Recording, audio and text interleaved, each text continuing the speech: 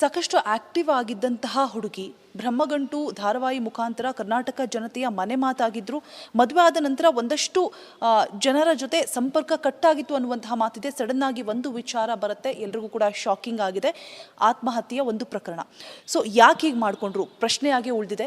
ಇದ್ರ ಬಗ್ಗೆ ಮಾತನಾಡೋದಕ್ಕೆ ಅಂದರೆ ಅವರೊಟ್ಟಿಗೆ ಬೆರೆತಂತಹ 2 ಸಿನಿಮಾದಲ್ಲಿ ನಟನೆಯನ್ನು ಮಾಡಿದ್ದಾರೆ. ಜೊತೆಗೆ ಅವರು ಕಂಡಂತಹ ಶೋಭಿತಾ ಹೇಗಿದ್ರು, ಇಷ್ಟು ಸೂಕ್ಷ್ಮ ಮನಸ್ಥಿತಿಯವರ ಅವ್ರನ್ನೇ ಕೇಳ್ತಾ ಹೋಗ್ತೀನಿ. ಚಂದು ಗೌಡ ಅವರು ನನ್ನ ಜೊತೆಗಿದ್ದಾರೆ. ಸರ್ ನಮಸ್ತೆ. ನಮಸ್ತೆ ಮೇಡಮ್. ಈ ಒಂದು ಪ್ರಕರಣ ಏನಿದೆ ಒಂದು ರೀತಿಯಾಗಿ ಎಲ್ರಿಗೂ ಶಾಕಿಂಗ್ ಆಗಿದೆ. ಅಂದರೆ ಅಷ್ಟು ಲವಲವಿಕೆ ಆಗಿ ಇದ್ದಂತಹ ಒಂದು ಹುಡುಗಿ ಮದುವೆ ಆದ ನಂತರ ಒಂದು ಸ್ವಲ್ಪ ಎಲ್ಲರ ಜೊತೆ ಸಂಪರ್ಕ ಬಂದಾಗಿರುತ್ತೆ ಅಂತ ಹೇಳ್ಬಿಟ್ಟು ಈ ಹಿಂದೆ ಅವರೊಟ್ಟಿಗೆ ಆ್ಯಕ್ಟ್ ಮಾಡಿದಂತಹ ಕಲಾವಿದರು ಹೇಳ್ತಾ ಇದ್ರು. ನೀವು 2 ಸಿನಿಮಾ ಜೊತೆಗೆ ಮಾಡ್ತಾ ಇದ್ರಿ. ಸೊ ನೀವು ಕಂಡಂತಹ ಶೋಭಿತಾ ಹೇಗಿದ್ರು? 2016-17ರಲ್ಲಿ ಒಂದು ಸಿನಿಮಾ ಮಾಡ್ತೀವಿ, ಅಟೆಂಪ್ಟ್ ಟು ಮರ್ಡರ್ ಅಂತ. ಸೊ ಒಂದು ಸಿನಿಮಾದಾಗ ಏನಾಗುತ್ತೆ, ಒಂದು 35 to 40 ಡೇಸ್ ಜರ್ನಿ ಆಗುತ್ತೆ. ಸೊ ಹೀರೋಯಿನ್ ಅಂದಾಗ ಜಾಸ್ತಿ ಪೋರ್ಷನ್ ಶೂಟಿಂಗ್ ಇರುತ್ತೆ.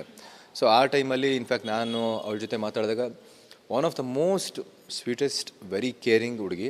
ಆಮೇಲೆ ನನಗೇಂತಲ್ಲ, ಯಾರಿಗೂ ಪಾಪ ಏನೋ ಕೆಟ್ಟದ್ದು ಬಯಸ್ತೋಳಲ್ಲ, ಅಥವಾ ಯಾವುದೇ ಥರ ಒಂದು ಹ್ಯಾಂಕಿ ಪ್ಯಾಂಕಿ ಥಿಂಗ್ಸ್ ಅಥವಾ ಲೈಕ್ ಏನೋ ಒಂಥರ ಗಾಸಿಪ್ ಮಾಡೋದಾಗಲಿ ಅವೆಲ್ಲ ಒಂದಿನಕ್ಕೂ ಮಾಡಿದಂಥ ಹುಡುಗಿ ಅಲ್ಲ. ಈಗ ಅವಳು ಇಲ್ಲ ಅಂದ ತಕ್ಷಣ ಇದೆಲ್ಲ ಸುಮ್ಮನೆ ಹೇಳ್ತಿಲ್ಲ. ನಿಜವಾಗ್ಲೂ ನಾನಲ್ಲ, ನೀವು ಯಾರನ್ನೇ ಕೇಳಿದ್ರು ಅವಳಿಗೆ ಜನರಲ್ ಯಾರು ಪರಿಚಯ ಇದ್ದಾಗ, ಬೇರೆ ಕೋ ಸ್ಟಾರ್ಸ್ ಆಗಲಿ ಮತ್ತು ಬೇರೆ ಆರ್ಟಿಸ್ಟ್ ಆಗಲಿ ಯಾರೇ ನೀವು ಕೇಳಿದಾಗಲೂ ಅವ್ರು ಇದನ್ನೇ ಹೇಳ್ತಾರೆ. ಇನ್ಫ್ಯಾಕ್ಟ್ ಅವಳು ಸೂಸೈಡ್ ಮಾಡ್ಕೊಂಡಿದ್ದಾಳೆ ಅಂತ ನನಗೆ ಗೊತ್ತಾದಾಗ ನನಗೆ ಬಹುಶಃ ಇದೊಂದು ಪ್ರ್ಯಾಂಕ್ ಕಾಲ್ ಅಥವಾ ಲೈಕ್ ಏನೋ ಒಂದು ಪ್ರ್ಯಾಂಕ್ ಏನೋ ಇರುತ್ತೆ, ಅಥವಾ ಯಾರೋ ಸುಮ್ಮನೆ ವಿಷಯ ಸುಳ್ಳು ಸುದ್ದಿ ಇರುತ್ತೆ ಅಂತ ಅಂದ್ಕೊಂಡೆ. ಆಮೇಲೆ ಯಾವಾಗ ನಾನು ಫೋಟೋ ನೋಡಿದೆ ನನಗೆ ನಿಜವಾಗ್ಲೂ ನಂಬಕ್ಕೆ ಆಗಲಿಲ್ಲ. ಏಕೆಂದರೆ very good looking, very talented, and at the same time she is very dedicated ಅವಳ ಕೆಲಸದಲ್ಲಿ. ಬಹುಶಃ ಅವಳು ಯಾವಾಗಲೂ ಹೇಳ್ತಿದ್ಲು, ಅವಳು ಎಕ್ಸ್ಪೆಕ್ಟ್ ಮಾಡೋ ಮಟ್ಟಕ್ಕೆ ಕೆಲಸಗಳು ಕೆಲವೊಂದು ಸಲ ಸಿಗ್ತಿರಲಿಲ್ಲ, ಅದಕ್ಕೆ ಬೇಜಾರು ಮಾಡ್ಕೊಳ್ತಿದ್ವು ಒಂದು ಚಿಕ್ಕ ಮಟ್ಟದಲ್ಲಿ.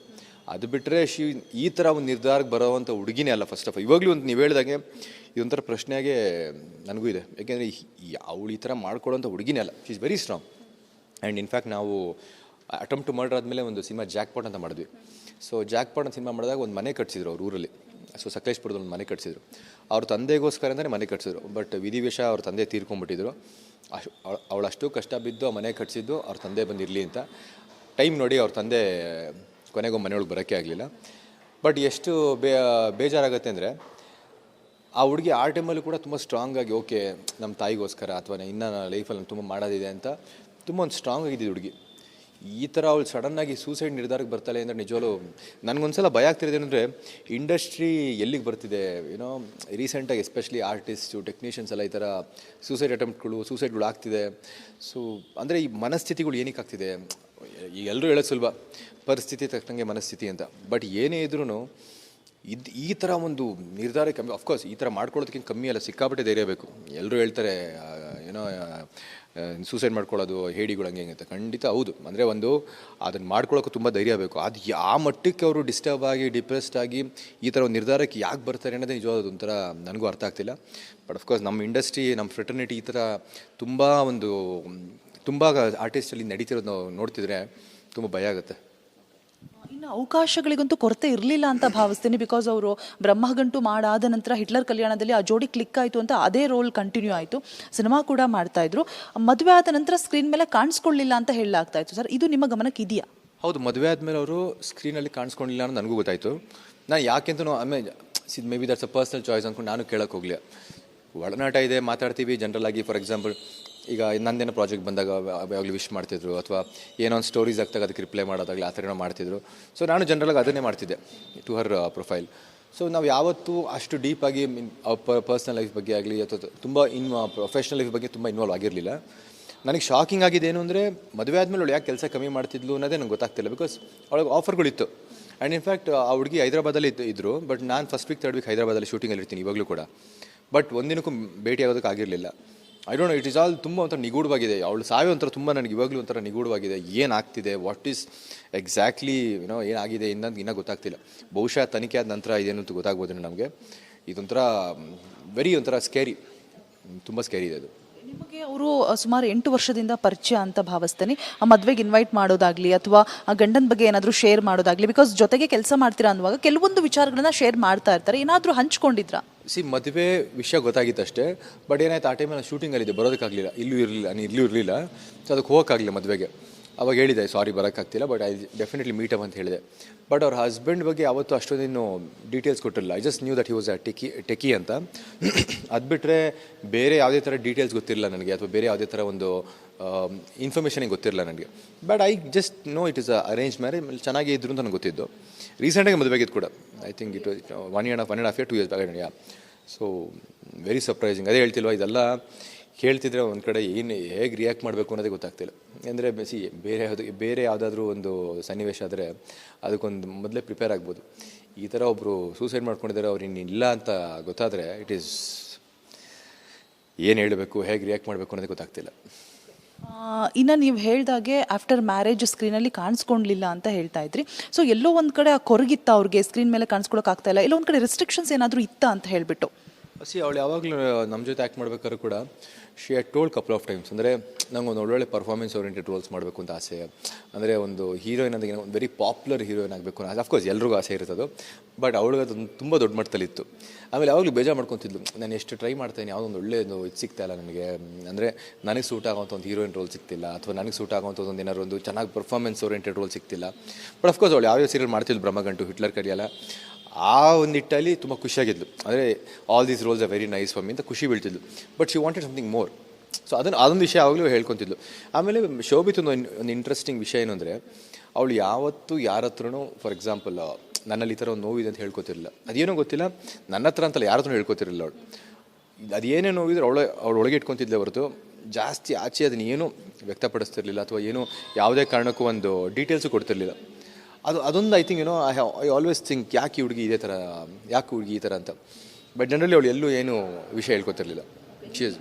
ಏನು ಹೇಳಿದ್ರಿ, ಹರ್ಷ ಅವ್ರನ್ನ ಮಾತಾಡ್ಸ್ಕೊಂಡು ಬಂದೆ, ಅವರು ಸೇಮ್ ಇದೇ ಉತ್ತರ ಕೊಟ್ಟರು. ಅವರು ನೋವನ್ನ ಯಾರ ಹತ್ರನೂ ಹೇಳ್ಕೋತಿಲ್ಲ. ಎಲ್ಲೋ ಒಂದು ಕಡೆ ಏನಾಗುತ್ತೆ ಸರ್ ಅಂತ ಹೇಳಿದ್ರೆ, ನೋವನ್ನ ನಾವು ಒಬ್ಬರ ಹತ್ರ ಶೇರ್ ಮಾಡಿದಾಗ ನಮ್ಮ ಆತ್ಮೀಯರು ಅಂತ ನಮ್ಮ ಮನಸ್ಸಿನ ಭಾರ ಕಮ್ಮಿ ಆಗುತ್ತೆ, ನಾವೇನೋ ಕೆಟ್ಟ ನಿರ್ಧಾರ ತಗೊಂಡಾಗ ಅದರಿಂದ ಆಚೆ ಬರೋಕ್ಕೂ ಹೆಲ್ಪ್ ಆಗುತ್ತೆ ಅಂತ ನನ್ನ ಅನಿಸಿಕೆ. ಸೊ ಅಲ್ಲೇ ಎಲ್ಲಾದರೂ ಎಡವುದ್ರಾ ಅಂತ? ಐ ಮೀನ್ ಒಂದು ಇವಾಗ ಏನು ಗೊತ್ತಾ, ಈಗ ಏನು ಮಾತಾಡಿದ್ರು ಅಥವಾ ಈಗ ಅದ್ರ ಬಗ್ಗೆ ಏನು ವಿಮರ್ಶೆ ಮಾಡಿದ್ರು ಏನು ಯೂಸ್ ಇಲ್ಲ. ಯಾಕೆಂದರೆ ಈಗ ಅವಳೇ ಇಲ್ಲ ಅಂದರೆ, ಬಟ್ ನೀವು ಹೇಳಿದ್ದು ಕರೆಕ್ಟು, ಅಟ್ಲೀಸ್ಟ್ ಬೇರೆಯವ್ರಿಗೆ ಒಂದು ಮಾದರಿ ಆಗಬೇಕಷ್ಟೇ. ಅಂದರೆ ಈ ಥರ ಆಗಬಾರ್ದು ಈ ವಿಷಯದಲ್ಲಿ. ಎಸ್ಪೆಷಲಿ ಯಾವ ರೀತಿ ಮಾದರಿ ಆಗಬೇಕು ಅಂದರೆ, ನಿಮ್ಗೊಂದು ಕಷ್ಟ ಇದ್ದರೆ ಡೆಫಿನೆಟ್ಲಿ ಯಾರ ಥರ ಹಂಚ್ಕೊಳ್ಳಿ. ಬಿಕಾಸ್ ಅದರಿಂದ ಹೊರಗೆ ಬರೋದಕ್ಕೆ ಬಹುಶಃ ಅವ್ರ ಹತ್ರ ಆಡಿದ ಮಾತುಗಳು ಅಥವಾ ಅವ್ರು ಕೊಡೋ ಒಂದು ಸಜೆಷನ್ ಏನೋ ಹೆಲ್ಪ್ ಆಗ್ಬೋದು. Definitely suicide is definitely not the answer. Of course ಅದನ್ನು ಮಾಡ್ಕೊಳ್ಳೋಕೆ ತುಂಬ ಧೈರ್ಯ ಬೇಕು. ಆಮೇಲೆ ಆ ಮಟ್ಟಕ್ಕೆ ಡಿಸ್ಟರ್ಬ್ ಆಗಿ ನೀವು ಸೂಸೈಡ್ ಮಾಡ್ಕೊತೀರಾ ಅಂದರೆ that is not acceptable. But ಆ ಹುಡುಗಿ ನಿಜವಾಗ್ಲೂ ಯಾರ ಹತ್ರ ಹೇಳ್ಕೊತಿರಲಿಲ್ಲ, ಕಷ್ಟ ಹೇಳ್ಕೊತಿರಲಿಲ್ಲ, ಅಥವಾ she never use to say ನನಗೆ ಈ ಥರ ಒಂದು ಕಷ್ಟ ಇದೆ, ಹೆಲ್ಪ್ ಮಾಡಿ ಯಾರಾದರೂ. ಖಂಡಿತ ಆಮೇಲೆ ಯಾರ ಮುಂದೆ ಅವಳು ಕೈ ಚಾಚಿದಾಗಲಿ ಅಥವಾ ಅವಳು ಯಾವುದೇ ಕಾರಣಕ್ಕೊಂದು ಹೆಲ್ಪ್ ಕೇಳೋದಾಗಲಿ ಮಾಡಿದವಳೆಲ್ಲ. She was very particular but one thing, ನಂಗೆ ಟ್ಯಾಲೆಂಟ್ ಇದ್ದರೆ ನಾನು ಮೇಲೆ ಬರ್ತೀನಿ. She was very confident. ನಾನು ಹೇಳ್ತಿಲ್ವಾ, ನನಗೆ ಇವತ್ತಿಗೂ ಯಾಕಿದು ತುಂಬ ಒಂಥರ ನಿಗೂಢ ಅನಿಸ್ತಿದೆ ಅಂದರೆ, I know Har like 2 cinema ಮಾಡಿದ್ದೀವಿ, ಒಂದಿಷ್ಟು ಟ್ರಾವೆಲ್ ಆಗಿರುತ್ತೆ ನನ್ನ ಅವಳ ಮಧ್ಯೆ, ಒಂದು ಜರ್ನಿ ಇರುತ್ತೆ. ಆ ಜರ್ನಿ ನಾನು ಯಾವತ್ತೂ ಅವಳನ್ನ ವೀಕ್ ಅಂತ ನೋಡೇ ಇರಲಿಲ್ಲ. ಓಕೆ, ಕಾಲಕ್ರಮೇಣ ಬಹುಶಃ ಈಗ ಇಷ್ಟು ಟೈಮ್ ಆಗಿದೆ, ಇದಾದ ನಂತರ ಅವಳಿಗೇನೋ ಒಂದು ಮನಸ್ಥಿತಿ ಬದಲಾಗಿ, ಒಂದೇನೋ ಪರಿಸ್ಥಿತಿ ತಕ್ಕಂಗೆ ಅವಳಿಗೇನೋ ಒಂದು ಐಡಿಯಾಲಜೀಸ್ ಚೇಂಜ್ ಆಗಿ ಏನೋ ಡಿಪ್ರೆಸ್ಡ್ ಆಗಿರ್ಬೋದು. ಬಟ್ ಈ ನಿರ್ಧಾರಕ್ಕೆ ಬರುವಂಥ ಹುಡುಗಿ ಅಲ್ವೇ ಅಲ್ಲ. ಅಗೇನ್ ಸಖತ್ ಡಿಸ್ಟರ್ಬಿಂಗ್ ನ್ಯೂಸ್ ಇದು. ಐ ಜಸ್ಟ್ ಹೋಪ್ ಇದರಿಂದ ಅಟ್ಲೀಸ್ಟ್ ಬೇರೆಯವ್ರಿಗೆ ಡೆಫಿನೆಟ್ಲಿ ಏನು ಹೇಳ್ತೀನಿ ಅಂದರೆ, ನೀವು ಹೇಳ್ದಂಗೆ it is you have to just take suggestion from somebody, from your close person. ನೀವು ಯಾರು ನಂಬ್ತೀರ ಜಾಸ್ತಿ, ಅಟ್ಲೀಸ್ಟ್ ಅವ್ರ ಹತ್ರ ಹೋಗಿ ಒಂದು ಏನೋ ಪ್ರಾಬ್ಲಮ್ ಇದ್ರೆ ಹಂಚ್ಕೊಳ್ಳಿ, ಏನೋ ಒಂದು ಹೆಲ್ಪ್ ಆಗ್ಬೋದು. But suicide is definitely not the answer. Sir finally 2 cinema ಮಾಡಿದ್ದಾರೆ ನಿಮ್ಮೊಟ್ಟಿಗೆ, ಏನು ಪಾತ್ರ ನಿಭಾಯಿಸ್ತಾ ಇದ್ರು, ಎಷ್ಟು ದಿನ ಶೂಟಿಂಗ್ ಆಯಿತು, ಎಷ್ಟು ದಿನಗಳ ಕಾಲ ನೀವು ಅವ್ರ ಒಟ್ಟಿಗೆ ನಟನೆ ಮಾಡಿದ್ರಿ? ಅಟೆಂಪ್ಟ್ ಟು ಮರ್ಡರ್ ಮಾಡಿದಾಗ ಒಂದು ಶೆಡ್ಯೂಲ್ ಇತ್ತು, ಒಂದು 20-25 ಡೇಸ್ ಶೆಡ್ಯೂಲ್ ಇತ್ತು. ಅದಾದಮೇಲೆ ಜಾಕ್ಪಾಟ್ ಶೆಡ್ಯೂಲು ಕೂಡ ಒಂದು 25 ಡೇಸ್ ಇತ್ತು, ಒಂದು 20-25 ಡೇಸ್ ಇತ್ತು ಶೂಟಿಂಗ್. ಆ್ಯಕ್ಚುಲಿ ಜಾಕ್ಪಾಟ್ ಜಾಸ್ತಿ ದಿನ ಇತ್ತು. ಆ್ಯಂಡ್ ಇನ್ಫ್ಯಾಕ್ಟ್ ಇವಾಗ ಏನು ಬೇಜಾರಾಗುತ್ತೆ ಅಂದರೆ, ಆ ಸಿನಿಮಾದಲ್ಲಿ ಆ್ಯಕ್ಚುಲಿ ರೋಲ್ ತುಂಬ ಚೆನ್ನಾಗಿದೆ. ಹೀರೋಯಿನ್ 2 ಸಿನಿಮಾದಲ್ಲೂ ಹೀರೋಯಿನೇ, ನನಗೆ ಆಪೋಸಿಟಾಗಿ ಹೀರೋಯಿನ್ ಮಾಡಿದ್ದು. ಆಮೇಲೆ ಈ ಥರ ಇವಾಗ ನೋಡಿ, ಆ ಸಿನಿಮಾ ರಿಲೀಸ್ ಆದಾಗ ಪಕ್ಕದಲ್ಲಿ ಅವಳಿರಲ್ಲ, ಆ ಸಿನಿಮಾ ಮಾತ್ರ ರನ್ ಆಗ್ತಿರುತ್ತೆ. ಅದು ನೋಡೋಕ್ಕೆ ಒಂಥರ ಬೇಜಾರಾಗುತ್ತೆ. ಬಟ್ ಅಗೇನ್ ಅವಳು ಮಾಡಿದ್ದ ಮೋಸ್ಟ್ಲಿ ನನಗೆ ಗೊತ್ತಿರೋ ಪ್ರಕಾರ ಐ ಥಿಂಕ್ ಕೊನೆ ಸಿನಿಮಾ ಅನ್ಸುತ್ತೆ ಅದು. ಅಟ್ಲೀಸ್ಟ್ ಆ ಸಿನಿಮಾ ಮುಖಾಂತರ ಅವಳಿಗೊಂದು ಒಳ್ಳೆ ಹೆಸರು ಬಂದು ಯಶಸ್ಸು ಬರಲಿ ಅಂತ ಕೇಳ್ಕೊತೀನಿ. ಇನ್ನು ಪ್ರಚಾರ ಕಾರ್ಯಗಳಿಗೆ ಏನಾದರೂ ಮಾಡ್ತೀನಿ ಈ ರೀತಿಯ ಏನಾದರೂ ಹೇಳಿದ್ರಾ, ಡೇಟ್ಸ್ ಏನಾದರೂ ಕೊಟ್ಟಿದ್ರಾ? ಅದನ್ನೇ ಹೇಳಿಲ್ವಾ, ಒಬ್ರಿಗೆ ಸಹಾಯ ಮಾಡಬೇಕಾ, ಒಬ್ರಿಗೆ ಏನಾದರೂ ಹೆಲ್ಪ್ ಆಗಬೇಕಂದ್ರೆ ಫಸ್ಟ್ ಮುಂದೆ ನಿಂತ್ಕೋತಾಳೆ. ಅಂದರೆ ಪಾಪ ಅವಳು I think she is one of those people who doesn't know how to say no. ಆ ಥರ ಎಷ್ಟೋ ಜನಕ್ಕೆ ಆ ಪ್ರಾಬ್ಲಮ್ ಇದೆ. ಅಂದರೆ ನೀವೇನೇ ಹೆಲ್ಪ್ ಕೇಳಿ, ಆಯಿತು ನಾನು ಮಾಡ್ಕೊಡ್ತೀನಿ ಅಂತ ಹೇಳ್ತಾಳೆ. ಅಂದರೆ ಅವಳು ಯಾವತ್ತೂ ಯಾರಿಗೂ ನಾನು ನೋಂದಿದೆ ನಂಗೆ ಗೊತ್ತಿಲ್ಲ. ಆಮೇಲೆ ತುಂಬ ವೆರಿ ಸ್ವೀಟ್. ನಾನು ಹೇಳ್ತಿಲ್ವಾ, ಅವಳಿಲ್ಲ ನಾನೇನು just not trying to tell you fabricated story ಅಲ್ಲ, ಇದು ನಿಜಾನೇ.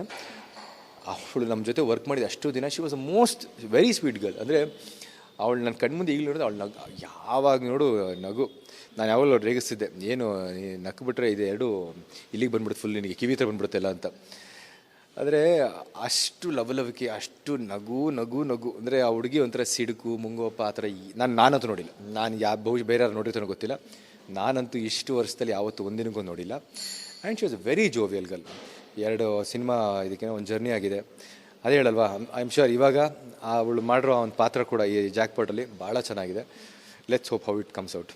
ಏನು ಹೇಳ್ತಾ ಇದ್ರೆ ಇದೇ ಥರನೇ ಕೂಡ ಸಾಕಷ್ಟು ಕಲಾವಿದರು ಹೇಳಿದ್ರು, ನಾವು ಅವ್ರು ಜಗಳ ಆಡಿರೋದು ನೋಡಿಲ್ಲ ಸೆಟ್ಟಲ್ಲಿ, ಯಾವಾಗಲೂ ನಗ್ನಗ್ತಾ ಇದ್ರು, ಕಷ್ಟಗಳನ್ನು ಹೇಳ್ಕೊತಾ ಇರಲಿಲ್ಲ, ಯಾರಿಗೂ ಏನು ಕಮೆಂಟ್ ಮಾಡೋದಾಗಲಿ, ಬೇರೆಯವ್ರ ವಿಚಾರ ಮಾತಾಡೋದಾಗಲಿ ಅವಳಿಗೆ ಗಾಸಿಪ್ ಮಾಡೋದಾಗಲಿ, ನಾವುಗಳೇ ಒಳ್ಳೆ ಕೆಲವೊಂದು ಸಲ ಆಯಿತು ಅದು ಹಂಗಂತೆ ಇದು ಹಿಂಗಂತೆ ಏನಾದರೂ ಹೇಳಿಬಿಟ್ರೆ ಅವಳು ಅದಕ್ಕೆ ರಿಯಾಕ್ಟು ಮಾಡ್ತಿರಲಿಲ್ಲ. ಅಯ್ಯೋ ಬಿಡಿ ಚಂದೂರೆ, ಯಾಕೆ ಅದ್ರ ಬಗ್ಗೆ ಹಂಗೆಲ್ಲ ಇದು ಮಾಡ್ಕೊತೀರ ಅಂತ ನಮಗೆ ಇನ್ಫ್ಯಾಕ್ಟು ಆ ವಿಷಯನ ಡೈವರ್ಟ್ ಮಾಡಿಸೋಳು. ಅಂದರೆ ಇಂಡೈರೆಕ್ಟಾಗಿ ಹೇಳೋಳು, ಅದ್ರ ಬಗ್ಗೆ ಮಾತಾಡಬೇಡಿ. ಈಗ ಅವಳು ಯಾವಾಗಲೂ ಒಂದು ವಿಷಯ ಹೇಳೋಳು, ನಾವು ಯಾಕೆ ಯಾರ ಬಗ್ಗೆ ಗಾಸಿಪ್ ಮಾಡಿ ಏನು ಉಪಯೋಗ ಇಲ್ಲ ನಮ್ಮ ಬಗ್ಗೆ ಅವ್ರು ಹಂಗಂದ್ರು ತಪ್ಪಲ್ವ ಅಂತ. ನಾನೇನು ಕೋಪದಲ್ಲಿ ರಿಯಾಕ್ಟ್ ಆದರೆ ಅವ್ರು ಹಂಗೆ ಆಗ್ತಾರೆ ಅಂತ ನೀವು ಯಾಕೆ ಆಗ್ತೀರಾ?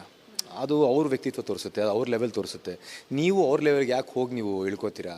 ಅದು ತಪ್ಪಲ್ವ ಅಂತ ಸುಮಾರು ಸಲ ಹೇಳಿದ್ಲು. ಅಂದರೆ ಅವಳು ಹೇಳಿದಾಗೆಲ್ಲ ಅನ್ಕೊತಿದ್ವಿ, ಏನು ಹುಡುಗಿ ಹಿಂಗೆ ಹೇಳ್ತಾಳಲ್ಲ. ಅಂದರೆ ಯಾರೋ ನಮ್ಮ ಬಗ್ಗೆ ನೆಗೆಟಿವ್ ಆಗಿ ಮಾತಾಡಿದೆ, ನಮ್ಮ ಫಸ್ಟ್ ಇನ್ಸ್ಟಿಂಕ್ಟ್ ಏನು ವಾಪಸ್ ಏನು ಅನ್ಬಿಡ್ಬೇಕು ಅವ್ರಿಗೆ, ವಾಪಸ್ ಏನಾದ್ರು ಅವ್ರಿಗೆ ಮಾತಾಡ್ಬಿಡ್ಬೇಕು. ಅಂದರೆ ನಮಗೆ ಗೊತ್ತಿರೋ ಒಂದು ಚಿಕ್ಕ ವಿಷಯನ ತೆಗೆದು ಹಾಕ್ಬಿಡ್ಬೇಕು ಅದನ್ನು.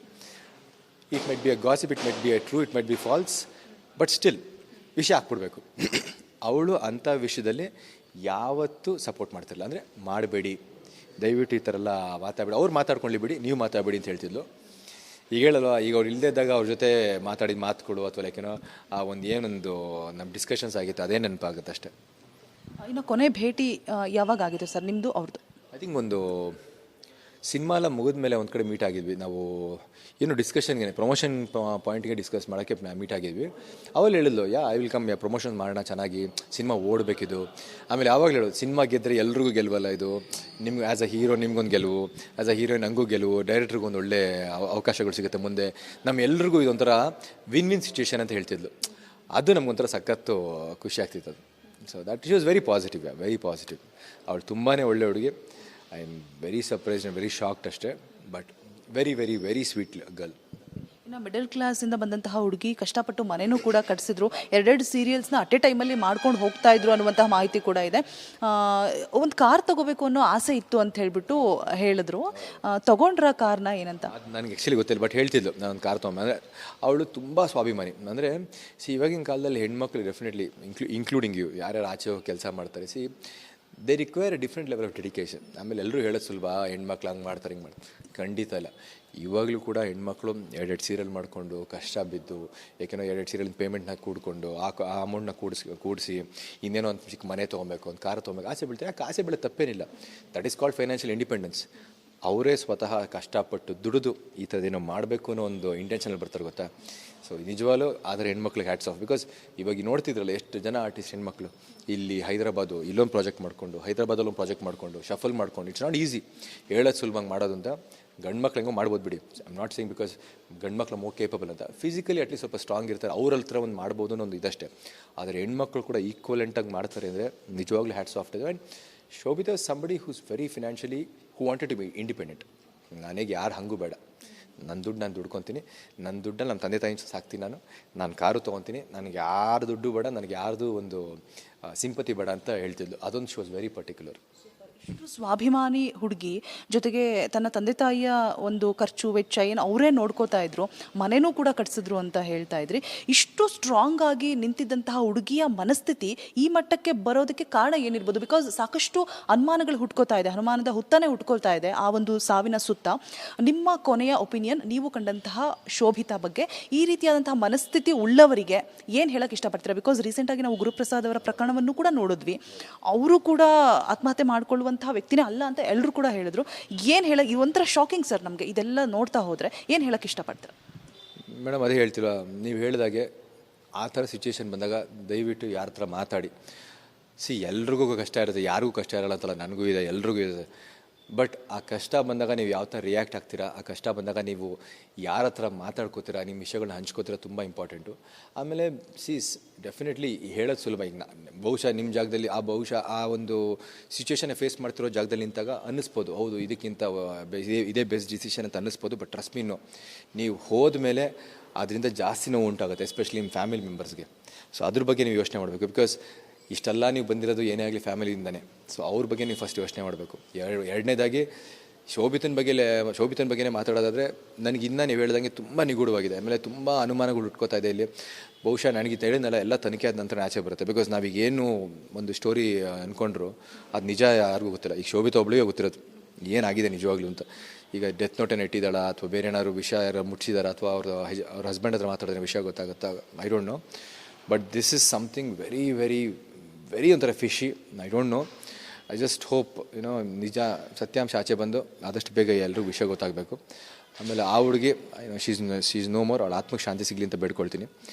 ಎಲ್ಲದಕ್ಕಿಂತ ಮುಖ್ಯವಾಗಿ ಬೇರೆಯವ್ರಿಗೆ definitely who are suffering, going through depression ಅಥವಾ ಏನೋ ಟಫ್ ಟೈಮ್ಸ್ ಇದ್ದರೆ ದಯವಿಟ್ಟು ಜಸ್ಟ್ ಮೇಕ್ ಶ್ಯೂರ್ ನೀವು ಸ್ವಲ್ಪ ಅಟ್ಲೀಸ್ಟ್ ಮೆಂಟಲಿ ಸ್ಟ್ರಾಂಗ್ ಇದ್ದು ಆ ಸಿಚುವೇಷನಿಂದ ಆಚೆ ಬಂದು.